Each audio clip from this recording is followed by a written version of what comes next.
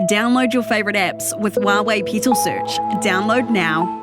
Well, the Christchurch mosque attacker is appearing in court this week for sentencing, but as that happens, we don't really want to give him too much attention. So we're looking back, though, at how we responded to the horrendous events last year to ensure this sort of thing doesn't really happen again. One of the most disturbing elements of the attack, obviously, was that 17-minute live stream put on social media by the killer.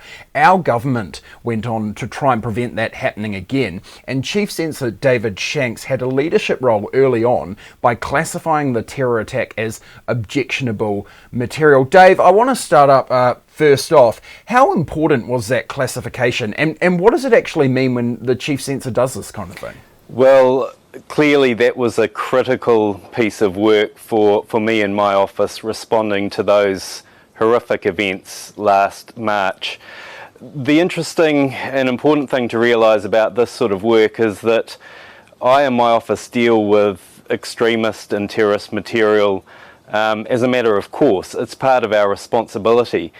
But normally it is done out of public view, and this was completely different. This was a situation where all of New Zealand, the whole world, was watching what was transpiring, and these were some critical calls and some critical decisions to be made public about this sort of material. That's what I was going to ask, obviously, about, people hear the word censorship and it's almost become a dirty word sort of around the world, I guess, at this point. How do you justify censorship? Because obviously people will say sharing, that video being online is bad, but obviously what that person actually did in the real world should be much more of a concern. And this sort of response around the Christchurch call as well, just chasing that up. Are the tech companies being responsive enough? Because I'm thinking about the live stream of another event where it was essentially a massacre in North America in December last year. So they'd had many months to kind of deal with this stuff,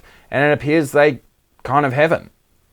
Well, in terms of whether censorship can ever be justified, I think there's cognitive dissonance across the world, really, in terms of what censorship means and what the choices are in this space, because increasingly people will have you believe that it is a simple binary choice between freedom and protection, between freedom of speech and censorship. The bottom line is it's not and never has been a binary choice. It's a balance. Every sovereign nation looks to find that balance between ensuring that its citizens have freedoms, are able to speak their mind, can communicate and access information freely, and making sure that those freedoms aren't weaponized, aren't used to oppress or attack or threaten others, particularly vulnerable groups. It's always a balance. Censorship is a loaded term these days. I think the key thing is about ensuring we've got the right balance that is known and understood by the population in terms of how you work out where the line can be drawn. Why hasn't government moved on that then? Why haven't they rejigged it if we're talking about an act from the 90s in this social media world? Is it because people just don't know how to adjust the law because social media moves so quickly and technology moves so quickly? I think there's no question that the pace of technological change in this space has caught governments across the world by surprise, and it is a challenging thing to keep pace with and figure out actually what is the right regulatory framework and process to apply. It's challenging, but in our view not impossible, and we think the time has come to review essentially our regulatory framework and our processes. Was the Christchurch call a fail? I mean, good intention, but didn't really have great cut through, right? Because when America owns, or the main tech social media companies are based in the States, and they're so obsessed with these notions of freedom of expression, it is the thought it was well intentioned, but a fail. The Christchurch call was unprecedented in many respects in terms of having the number of countries and the number of big digital platforms signing up to it, in terms of getting at least a consensus of acceptance there is a problem and acceptance that something needs to be done about it. Now, the detail of what that transpires into in terms of what is done and the regulation that's put in place, we're working through that now, and that's important work, but it does take time. Are you concerned that departments such as yours aren't resourced enough to manage the amount of content that's being produced now, and also are maybe being dismantled in, with some of these right-wing revolutions that we're seeing around in the world? So departments like yours are being pulled further back as the ability to share this content is further and further enhanced by the tech companies. Well, again, it's a balance. I wouldn't want to see any kind of state interest maximising resources for me or my department if it was in order to advantage whoever happened to be in power at the time. So that's a key consideration here. Am I concerned about our resourcing and our future? Well, who can say what the future will hold? But the bottom line is, I don't think it's a job for any one agency to simply go out and start classifying and enforcing and restricting to relieve this problem. That's not the answer. You can't arrest and censor and block your way out of this problem.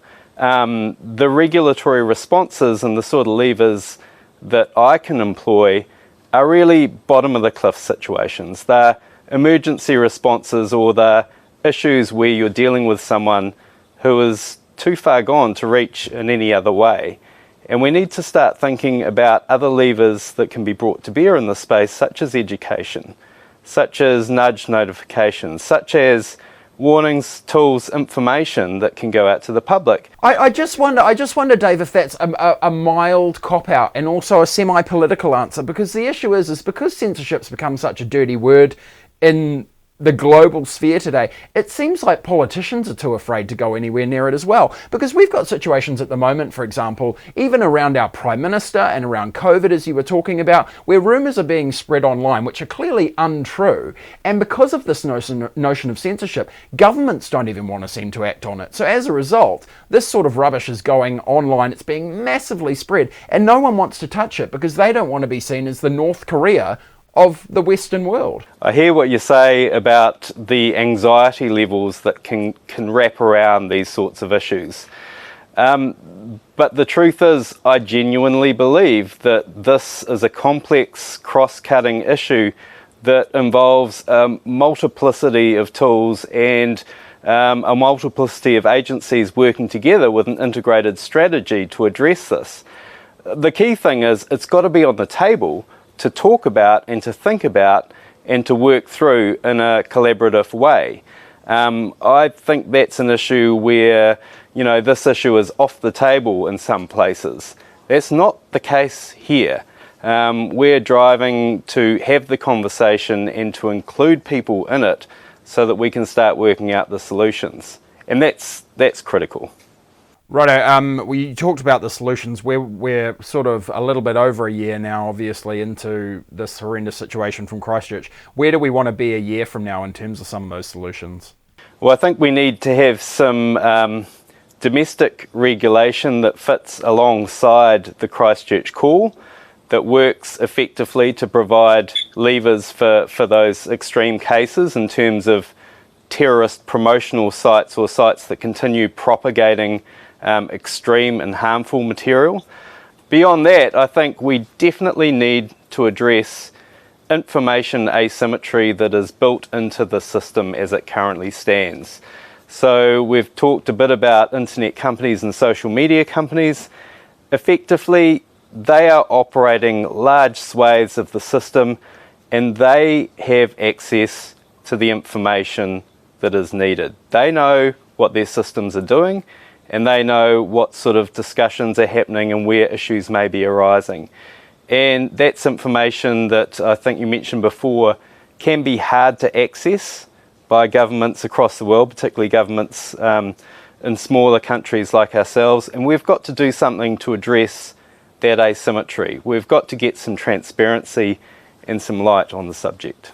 All right, Chief Censor Dave Shanks, thanks very much for joining us. We really do appreciate your time. More breaking news throughout the day at nzherald.co.nz. We'll be here as well on Facebook Live. Bye for now. Download your favourite apps with Huawei Petal Search. Download now.